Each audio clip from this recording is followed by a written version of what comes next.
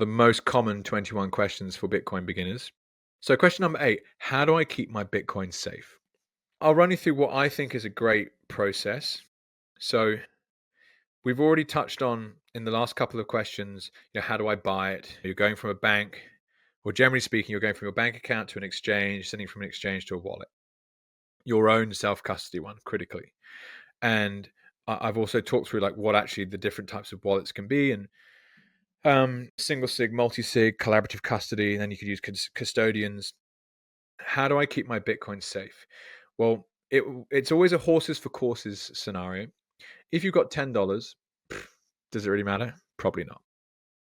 If you've got 90% of your net worth sitting in Bitcoin, it really fucking matters, especially if that number is a big, big number. I believe that to keep my Bitcoin safe, the best way to do that is with a multi-sig self-custody setup with geographically dispersed keys and an inheritance plan.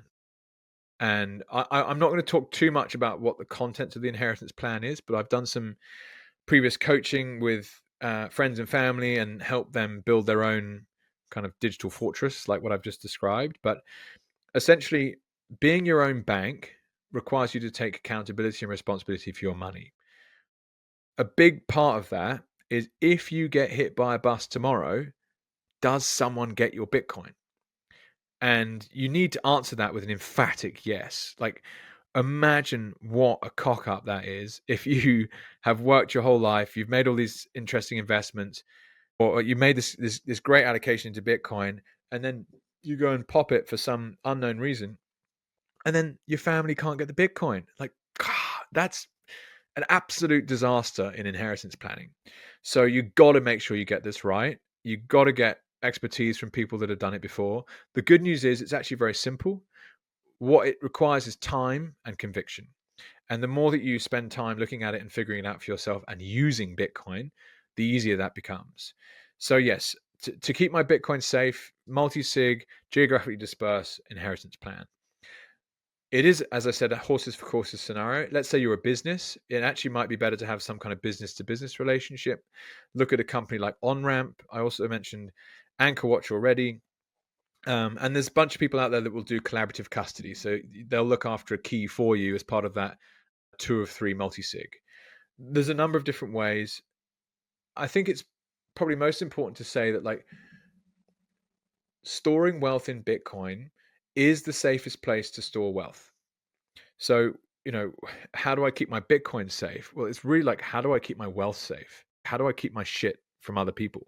So, well, you got to use Bitcoin, and you've got to use Bitcoin in a certain way.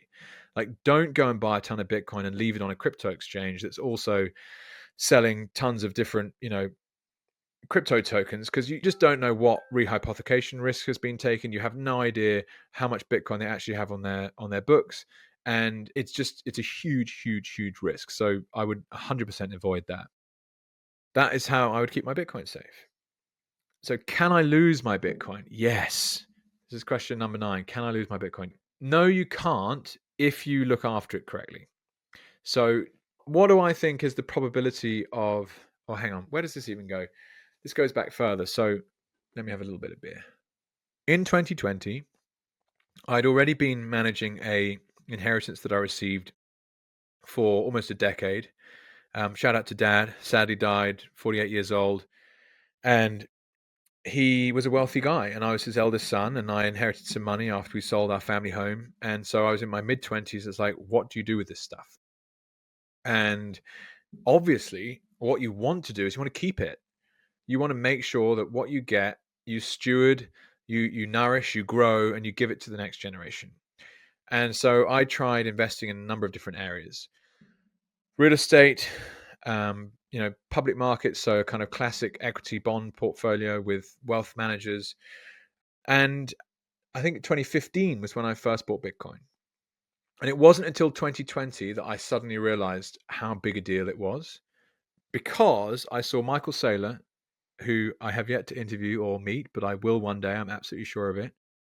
He was buying Bitcoin and calling it his treasury reserve asset. And I specifically remember an interview he did with Raoul Pal, and it's titled Bitcoin Infiltrates Corporate America. About 2 hours long. And in it, there was one question that caught my attention. How do I know that the man or woman managing my company 100 years from now has the best possible chance of survival? I'm going to buy Bitcoin. And I was like, whoa, that's massive. Because that's how I'd been thinking. It's like, how do you look after this stuff for 100 years? And the answer is, like, most companies, they don't last 100 years. Most houses fall apart before 100 years. Most government debt is more than definitely gone, right? Nation states rise and fall. So if you want to own something for 100 years, there's actually not many options out there. And I'm now firmly of the belief that Bitcoin, the probability of Bitcoin being around 100 years from now, I would put it over 90% personally, which is a lot higher than what are the chances of Apple being around 100 years from now? What are the chances of US bonds or UK gilts being around 100 years from now? I'm not going to put that at 90%, right? Like the euro, like you're honestly going to buy euro bonds like from 100 years from now? No, you're not. And so the question was, can I lose my Bitcoin? The answer is, if you buy it and store it correctly, no, it will still be around. And that is one of the coolest things about it. So it's not all that obvious in a way. Like, is it going to continue functioning for 100 years? Yes, I fully believe it will. And by that time, it'll be fully adopted. It'll be the base layer of a new digital renaissance. Can you lose it in the kind of more like practical sense? Yes. So if you send your Bitcoin somewhere and it's not a wallet that you control or an address you control, or it's not the address for the person you thought you were sending it to, it is gone. If you lose your seed phrase, it is gone. If you screw up the custody of it somehow and you can't access it, you put a passphrase on your wallet and you can't remember what that wallet is, it is gone. There's no customer line. You can't call up customer service and be like, oh, I just sent money to the wrong person. Can you get it back for me? It's gone. So yes, you absolutely can lose your Bitcoin. You want to make sure that you custody it in a way that it's not at risk of theft, it's not at risk of fire, it's not at risk of flooding. And there are absolutely ways to do that, especially compared to like previous monies, right? Like, how do you defend yourself when you've got gold bullion on you? Well, if someone turns up with a better weapon than what you've got, it's gone. Whereas Bitcoin, it's very, very easy to defend. And that's what's such a cool thing about it. So can I lose my Bitcoin? Absolutely, you can. Will you lose it if you look after it correctly? No. And then, like, holy shit, superpower 100 years from now, pretty good bet. What is Bitcoin mining? Okay, I guess this is question number 10.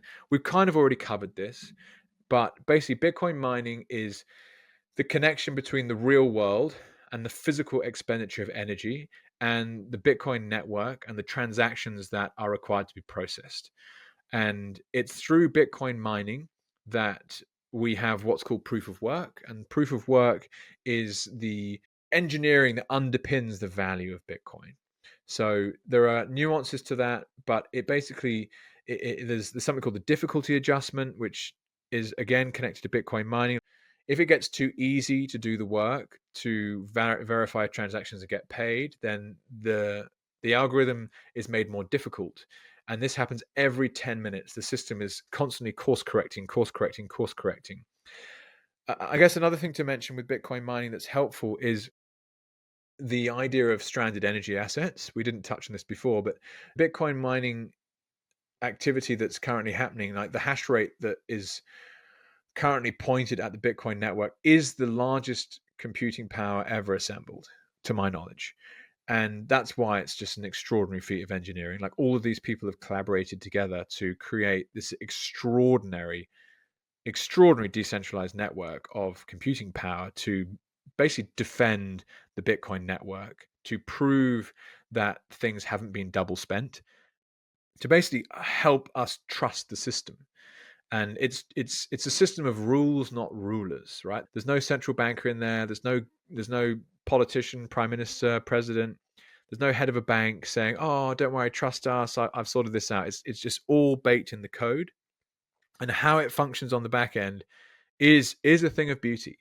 Again, I'm not a super technical person, so I'm not going to try and overcomplicate it like that. But one thing that really struck me as valuable is And it was a real penny drop moment for me, so it's a good one to mention. I had been part of a startup in the UK that was looking at how we could introduce behavioral economics to help people consume energy at times that were more energy efficient and therefore cheaper. And I learned about the fact that the introduction of renewables into the national grids was actually very difficult because it's not always windy, it's not always sunny. And so you'd get a lot of increased power during these natural events, but how do you flatten that out?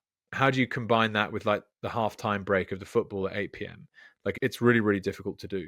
And so there's a marketplace on national grids called demand side response. And this is basically when people who currently demand X amount, when there's a big spike in energy demand, they'll sell a reduction in what they actually need to the grid and they'll get paid for it. So I started learning about the mechanics of national grids and how electricity production and generation and transmission actually happens. And long story short, there's a huge amount of inefficiencies. Like electricity doesn't travel very well over distances. And anything that makes those systems more efficient is extremely valuable. Well, Bitcoin miners, providing they're actually they can basically be plugged into any energy source anywhere, and then attached to the internet and plugged into the Bitcoin network and monetized. So a physical example is that really brought it home for me is like you find gas or you find oil. Well, how close are you to a market to sell it to? And in a lot of cases, these energy sources are so far away from where you might sell them that they're just not feasible. You wouldn't drill for oil or you wouldn't drill for gas in these places because it's just too expensive to move it out of them. But in theory, you could stick a Bitcoin miner on there, and you could run turbines, and you could power a whole lot of ASICs, and you can then monetize that power directly to the Bitcoin network with a potentially even like a Starlink, right? You're just tapping into the satellites. And so what happens is Bitcoin mining actually fits into the existing energy networks in a way that's super flexible, and you're able to monetize energy that was otherwise not even being used. Another good example of this is stranded energy asset like a methane gas flare. So, people who are looking for big gas fields, they just stick these flares in, they're just burning it off, right? So you can stick Bitcoin miners into these flares, and instead of just burning it into the atmosphere, you're able to run ASICs and you can make money off of it. Plus, you don't stick the it can be good for emissions. There's this quite funny play where people are selling energy efficiency and carbon reduction technology to oil and gas companies that are actually Bitcoin mining. Like it's this crazy play where it's like it's extremely good for the adoption of renewables and it's extremely good for the reduction in environmental impact of existing oil and gas resources. The miners would consume energy when the energy is cheapest. So whenever the grid wants to sell them energy at the cheapest time, the miners can be switched on. Whenever that time is, it depends on jurisdiction and it depends on who's in charge. But Bitcoin mining is also a good thing to mention. Extremely difficult business, and it's not one to go into for the faint-hearted. It's extremely specialist and capital intensive, and ultimately pretty risky. So you need to know what you're doing. I'd like to do some myself at some point. Okay, number 11. Why is Bitcoin valuable? And the preamble being here, many ask why Bitcoin has value despite being digital and not backed by a government. I guess this is the fun part about having 21 questions back to back. But the reason Bitcoin is valuable, well, I think largely it's down to scarcity. And that scarcity factor, like what we spoke about with the creation of like how you find gold, like a huge amount of work goes into finding gold.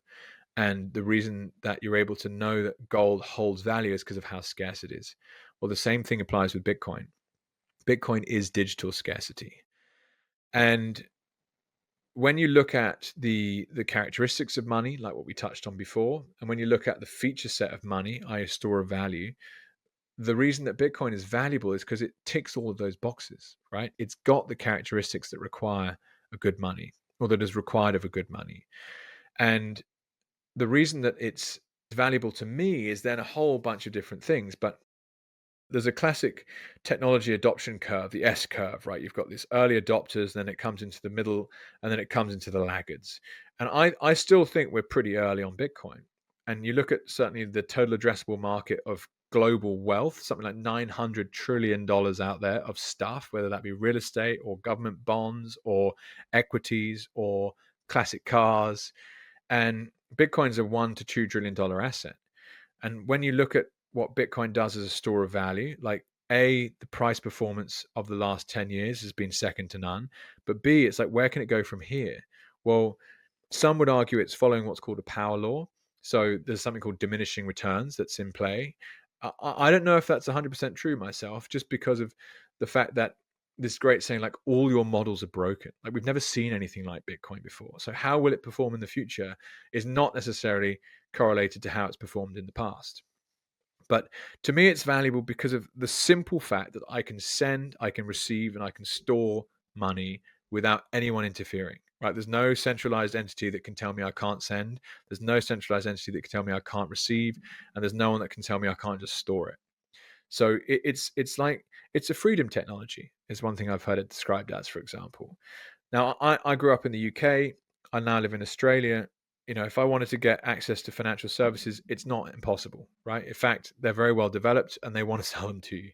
If I grew up in the world in a different area, such as, I had Mauricio, who's the founder of a business called Ledden, who was the last episode of Bitcoin with Jake a couple of years ago, tell this amazing story of what it was like growing up in Caracas in Venezuela. The money is broken, right? Completely broken. So when you're there, you don't need to have Bitcoin explained to you like a number of times. You know the use case straight away. Like, the government's completely screwing with the money. You need a way to transact with each other and store value out of their hands. Well, this is how you do it. And so Bitcoin is extraordinarily valuable for people in areas where financial services are underdeveloped. And I like to think of product market fit for Bitcoin being in places like that. And so it's almost more amazing that someone like myself has come across it and found it useful and valuable, because I'm not in those positions. And that just shows you how much stronger the product market fit must be for people in other places less fortunate to this. So that's why I find Bitcoin valuable. Other people will find Bitcoin valuable for different reasons. A good point to throw in here is, and again, the Austrian School of Economics, so foundational in this experience, but value is subjective. Let me give an example. A bottle of water, you walk into the local grocery store, 50 cents. And you don't buy it because you don't need it. You're not thirsty and you're like, whatever. If you're in the Sahara and you haven't got any water, you would pay $500 for that bottle of water. The point is, the individual is the person who makes the economic decision, the human action, or the praxeology, as it's described, to purchase something. And in a sense, it's that idea, like, beauty's in the eye of the beholder. It's like, I value certain things at certain times differently. Other people value those things differently as well. And so, like, why is Bitcoin valuable? Well, in my opinion, Bitcoin's valuable for different reasons for different people. And I just detailed some of the reasons I value it. But it'll be different for you, right? There is no one answer to that, in a sense. This is question number 12. How do I send or receive Bitcoin? Well, firstly, very simple. To send Bitcoin from your wallet, you need to get the address you want to send it to, and you are going to copy paste that Bitcoin address into your address bar. And you want to double check, the first 4 digits and the last 4 digits, and figure out, okay, is that the right one to send it to? Is it not? Yes or no? And then you just send it, right? It's very, very simple. Like sending a text message. It honestly couldn't be easier. Get your phone out, download a wallet. I'll send you some, receive it. It just arrives almost instantly. And then you want to send it. You find the address you need to send it to, and you press send. I mean, it's as easy as sending a text message, sending an email. It couldn't be easier. Question 13. So, what are Bitcoin transaction fees? The same way that proof of work is important to the underlying value case for Bitcoin, like that connection between real world energy and money, the same can be true for when a service is delivered. So when I send Bitcoin to someone else, I'm using the network.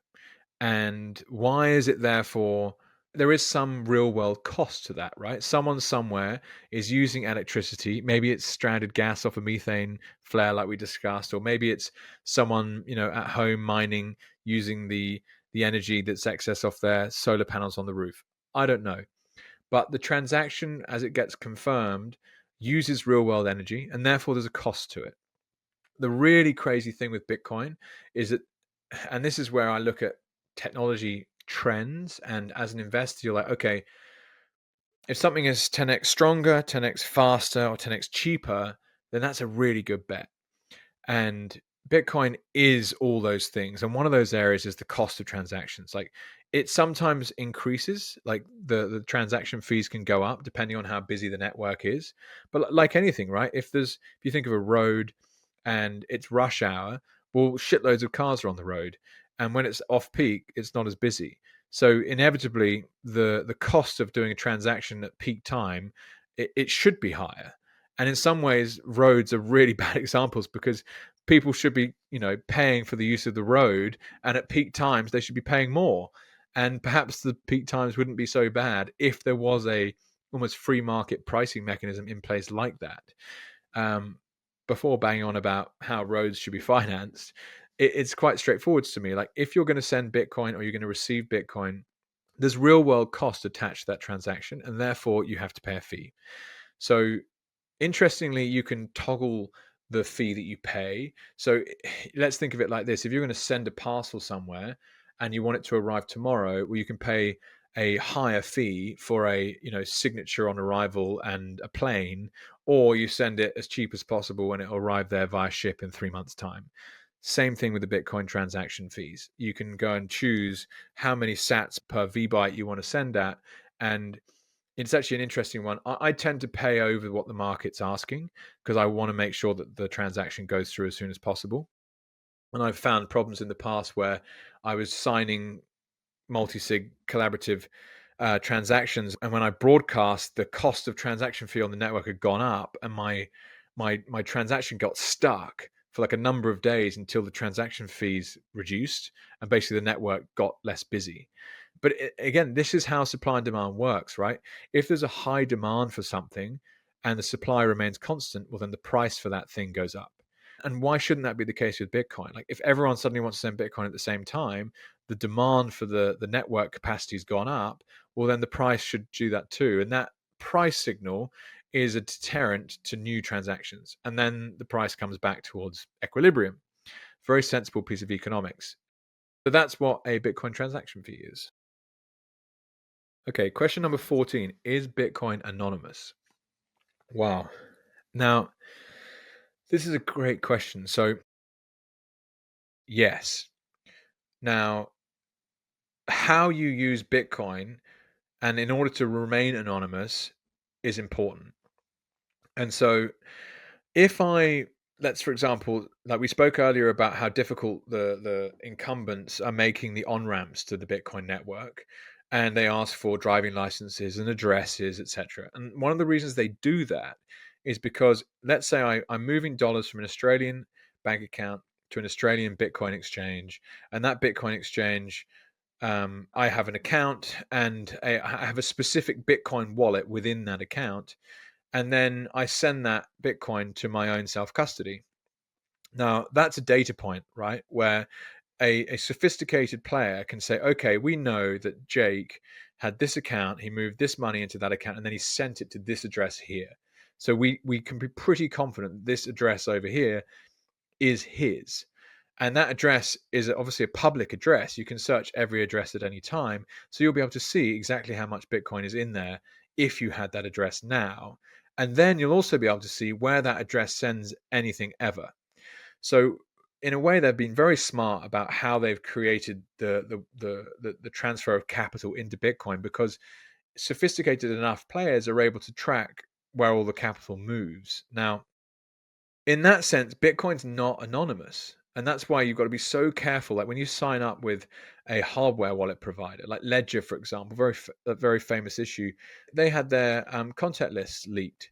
And so every email address that's ever signed up with Ledger is now, available for purchase. And people get phishing scams all the time. But if then someone was able to connect those email addresses with the wallets that we used, you'll then be able to track this person's Bitcoin activity.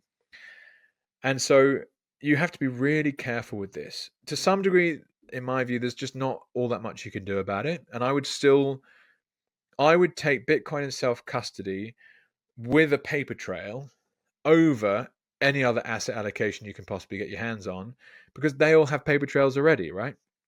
But Bitcoin in the true sense was created as a pseudonymous network, in that you can see the public address. You can see how much is in the address. You can see where it's come from. You can see where it's going to go to when it moves, but you don't know who controls that wallet. You don't know who controls that address.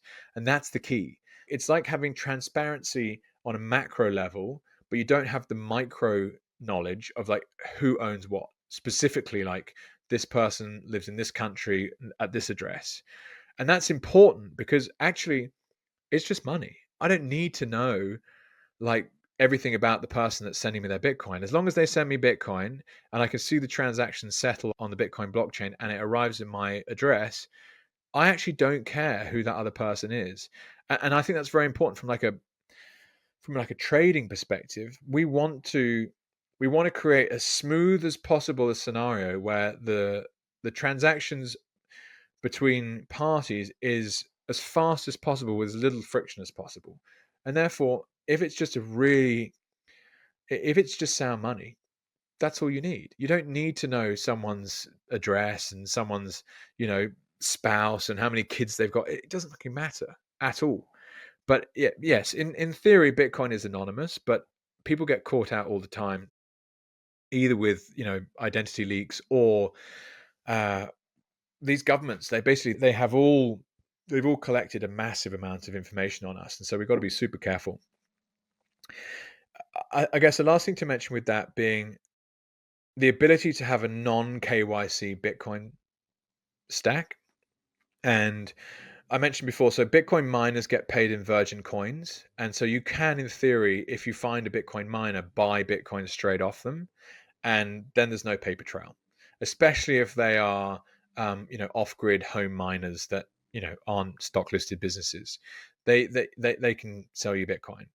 And so you could spin up a Bitcoin wallet that doesn't require any kind of KYC, and you could then have a non-KYC Bitcoin stack, which that means it's anonymous, right? If someone had the address, they could find out how much Bitcoin was in it, but no one would know who actually controls it.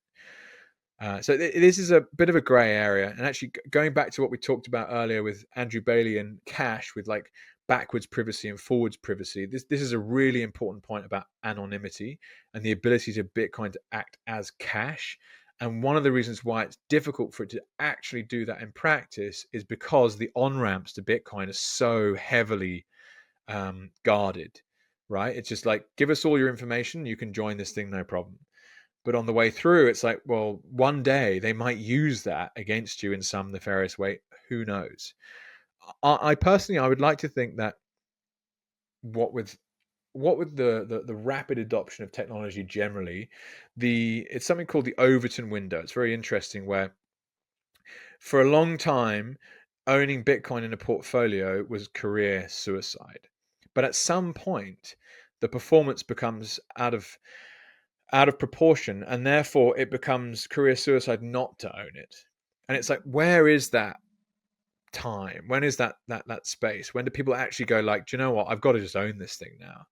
And at some point, and we're already seeing this in the States, right, where certain states are starting to take Bitcoin on the balance sheet. There is the strategic Bitcoin reserve.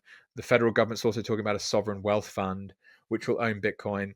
Like the politicians that are actually making the shots, they will own Bitcoin themselves. And so a lot of this hostile Bitcoin legislation and stance, and even the gray areas about like, is it legal? Like the question we asked, like that will all just fall away. And with any luck, the idea of capital gains on Bitcoin in the future, I think, is completely insane. That will be seen as absolutely like the dark ages, right? Governments taking purchasing power increases of Bitcoin. It's mad because it's just money. And I think the same will apply with the anonymous side of it. It's like, no, you guys just get on and use it, and the benefits of it will far outweigh the surveillance that's currently going on.